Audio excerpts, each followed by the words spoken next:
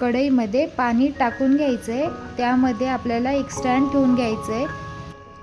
ज्या ताटामध्ये आपल्याला ढोकळा सेट करायचा आहे त्या ताटाला आपण व्यवस्थित तेल स्प्रेड करून घ्यायचं आहे आणि आपली कढई फ्री हीट करायला ठेवून द्यायची आहे। एका मिक्सिंग बाउलमध्ये आपल्याला 1 वाटी आपण इथे ढोकळ्याचं प्रीमिक्स घेतलेलं आहे ते घालून घेऊया। लगेचच यामध्ये 1 पळी आपल्याला तेल घालून घ्यायचं आहे।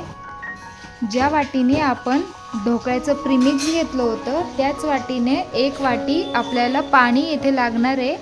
थोडं थोडं करून आपल्याला या प्रीमिक्समध्ये पाणी घालून घ्यायचं आहे आणि आपलं ढोकळ्याचं पीठ आपल्याला व्यवस्थित याचं बॅटर तयार करून घ्यायचं आहे। आपल्याला हे व्यवस्थित फेटून घ्यायचं आहे। 1 वाटी प्रीमिक्ससाठी आपल्याला 1 वाटीच पाणी लागणार आहे। हे रेशो एकदम परफेक्ट आहे। आपलं ढोकळ्याचं बॅटर एकदम छान फुललं गेलेलं आहे। बॅटर तयार झालेलं आहे आपलं। लगेचच आपण ढोकळा तयार करायला घेऊया।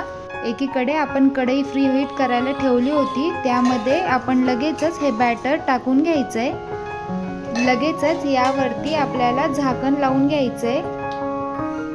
यामधून अजिबात बाहेर वाफ जाणार नाही याची काळजी घ्यायची आहे। 10 मिनिटं झालेली आहेत। आता आपण चेक करूया आपला ढोकळा तयार झालाय की नाही।